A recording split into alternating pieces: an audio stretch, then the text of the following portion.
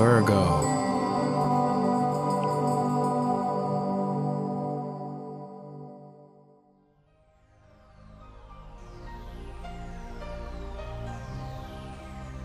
Hey everyone, before we start today, I'd just like to address a question that I get a lot in my email, and it will save me a lot of time here if I can collectively address it here to you. So the question I get is whether I give private readings or not, and yes I do. I do it all the time.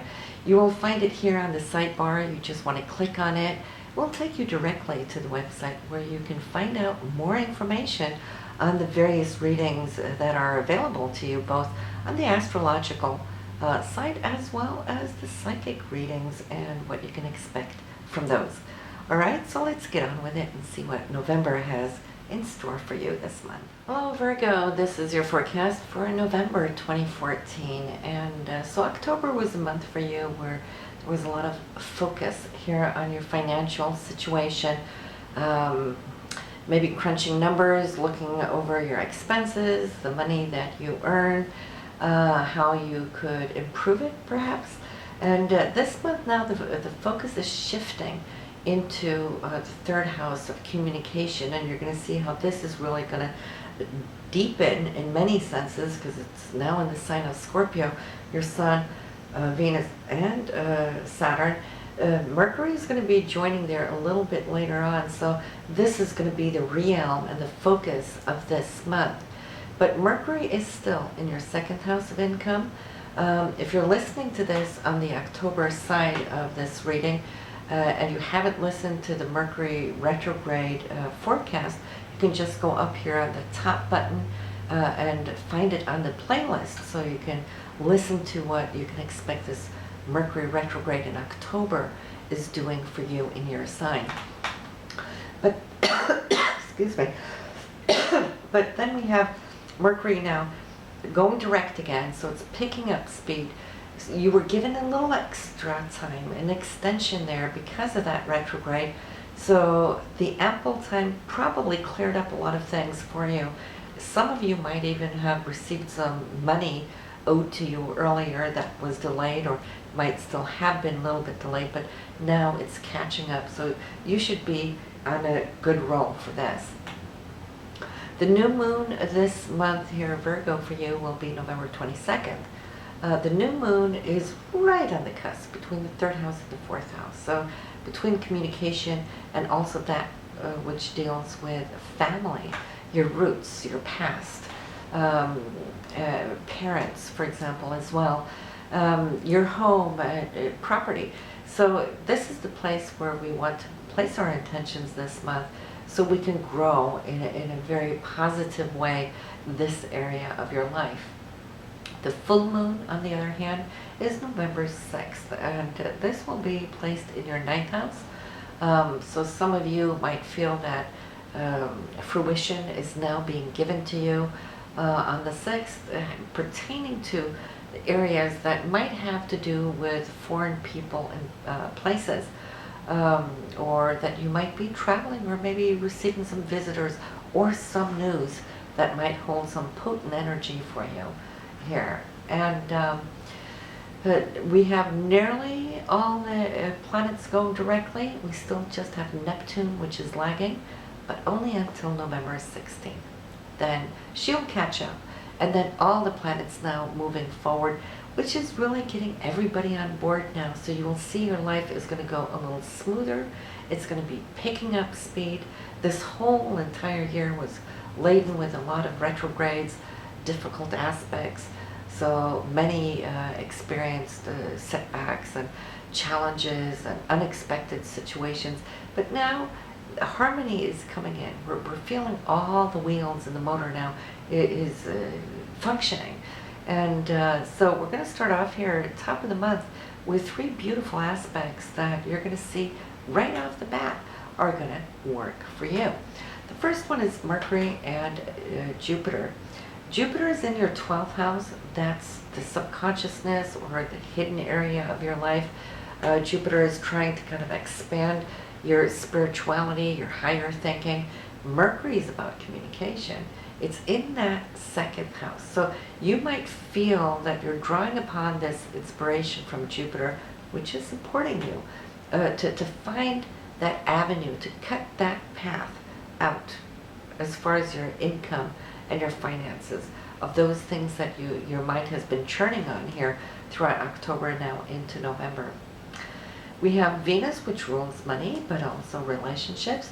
Beautiful aspect to Pluto, which is the regenerator, the transformer of love and money. And this is also going to be a part of those things that are going to be quite important for you this month to speak up, because it's in the third house of communication. You may be finding yourself able to kind of dip a little deeper into those emotions. It's in the sign of Scorpio, and we know Scorpio is very intense, very intimate, but also private. You know, it's not like you will share your secrets with just anybody, but somebody that you really trust and can relate to.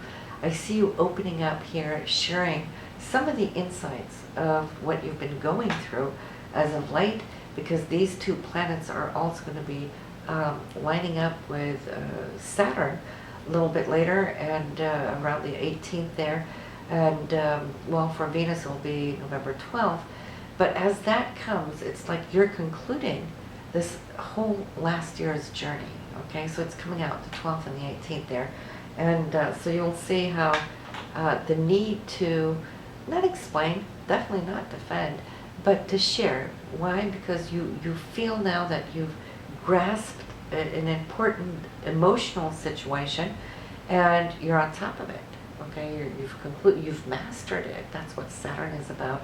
And for you, this Saturn, it's been in this area for the last nearly 2.5 years, and you're wrapping it up. So it's good to have both the Sun and Venus here to help you, because it's moving out and into the sign of Sagittarius by December, I believe, 20th. I have to check that more clearly, but they're towards the end of December. So we have that going on. You also are encountering upon a very, I'd like to say, romantic phase right now, Virgo. Mars and Pluto, you might come to notice that men around you, if you are a female, that men around you are going to be more proactive. They're going to be reaching out. They're going to be more apt to want to pursue you and get their point across to you. And if you're a male, well, you might just feel this drive within yourself, because both Mars and Pluto is in this area of love and romance. But in addition to that, fifth house is also self-expression, creativity. So whatever it is you do when you're creative, you might feel this incredible force, nearly to the point of maybe even wanting to obsess about something. These two can very easily obsess together, especially because they're in the sign of Capricorn, which is ruled by Saturn. So we can say we have a blend there between Saturn, Mars, and Pluto. And that really brings a super sharp focus. So this month, you can achieve to move a mountain in the area of creativity, self-expression, or also help launch one of your children perhaps to a new goal. Or it might just be you now launching a new goal, like a creative project. Neptune is still in your 7th house, so love and romance, you have this development. Things have moved forward for you. Then Neptune was retrograde, has been these last months. So from that flow you had last year, it slowed down a little bit, but this is going to start moving forward for you on the 16th. Okay, or 16th. So not saying that you'll feel it immediately, but that's the day the planet turns. What really works also is here on the 17th is that Venus also is changing signs from Scorpio to Sagittarius. So you'll feel that your energy is going to be lifting and rising, nearly to the point where I feel that you're wanting to implement something new this month. And it might be something that you've given a lot of thought to for a long time. maybe you just haven't had the time or the right circumstances to act upon anything. But that may be coming in here now. And once you make that choice to act, this would be around the 10th. I'm seeing that you're going to be so happy with it because it's aligning you with your inspiration and your vision. And it's only when we move forward accordingly to our visions is when we feel harmoniously aligned. This is when the chakras are all open, flaring open, and feeling energized. This is when the aura sparkles. Then we have a little bit of a mishap. It won't last long. On the 12th, we got Mars and Uranus. They're square. And just to be frank, when we have these two together, we might at times come to experience a little bit of a misalignment of our energies. So we can be a little bit more accident prone. That's not to go and expect an accident. It's just like one of those days where we break our ankle, or we try to pass through a door and then we hit the side of the door because our mind is here. Okay, we're so active here. That's the higher mind, Uranus. And then Mars isn't really aligned, that you're not really focusing on where you're walking, so you can bump into things. We all have, you know, a couple of times a year where we just bump into everything, right? So that's the 12th, and that shall pass soon. And on the 18th, I see that you're feeling really grounded, structured, like you've mastered, you've accomplished something, and you might even initiate or start something new here on the 18th. And I'm feeling that whatever talks you're having, if you're giving a presentation, giving a speech, for example, or needing to relay something that of importance, the 18th is perfect for it. Then we have here towards the end of the month, Mercury is really highlight here from the 21st to the 30th. First, it's going to create an aspect to Mars, then to Jupiter, then again here to Saturn, and then to Neptune. So this Mercury is really trying to signal, to communicate to these other planets. There's a need to be understood. There's a need here with Jupiter to balance something in all fairness. Because if something is off, not feeling too fair, on the 22nd, I see you being verbal about it and really getting that together on the 25th. And this will have to do with your self-worth, what it is you want, what it is you don't want. And probably it's all coming out now, those things that you were thinking about in October as far as your self-worth and where you stand.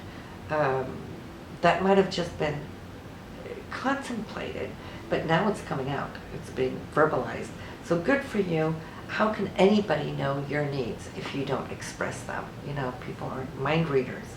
So it is important. And I know you are very much so a private person. You're not really somebody out there always saying what you want, right? You're actually very humble in this sense. So it costs you a lot to do so. But you know what? When you learn to do it and do it right, you will see how this is going to come back to you beautifully. The universe can only give to you when you open for it. So that communication is a beautiful lesson that Saturn here can give you on the 25th. So the 26th, end of the month here, Virgo, Venus, love, romance. It is now here in the sign of Sagittarius. It's in your 4th house, so it's your home. I'm seeing the need for wanting to not necessarily expand, but it could be upgrade or beautify or change things around. Sometimes just changing the furniture around gives us a new feeling, a new feng shui. And Uranus is involved here, which is in your 8th house. So you might just even come to purchase something for the home that's going to leave you feeling like it can empower you over time just by the very sight of this new whatever acquirement. So that is what we have here for you, Virgo, this November. And if you haven't listened to your moon or rising sign, do that. And also listen to your partner's chart. See what's going on for him or her as well. All right? Have a good one. See you in December.